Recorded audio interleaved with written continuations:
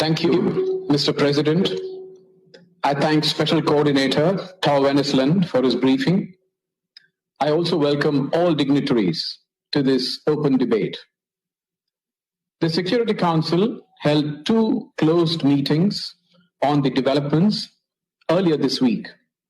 In both these meetings, we had expressed our deep concern over the violence in Jerusalem, especially on Haram al-Sharif, Temple Mount, during the holy month of Ramadan, and about the possible eviction process in Sheikh Jarrah and Silwan neighborhood in East Jerusalem, an area which is part of an arrangement facilitated by the UN. We had also expressed our apprehension at the spread of violence to other parts of West Bank and Gaza. Today's open debate has been necessitated by the continuing violence which began in East Jerusalem a week back and is now threatening to spiral out of control. The events of the last several days have resulted in a sharp deterioration of the security situation. The indiscriminate rocket firings from Gaza targeting the civilian population in Israel, which we condemn, and the retaliatory strikes into Gaza have caused immense suffering and resulted in deaths, including women and children. India has also lost one of her nationals living in Israel in this rocket fire, a caregiver in Ashkelon. We deeply mourn her demise, along with all other civilians who have lost their lives in the current cycle of violence. We reiterate our strong condemnation of all acts of violence, provocation, incitement, and destruction. Immediate de-escalation is the need of the hour, so as to arrest any further slide towards the brink.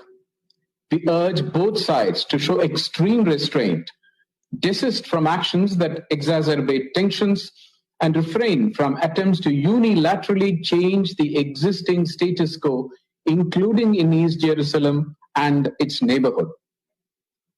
Jerusalem has a special place in the hearts of millions of Indians who visit the city every year.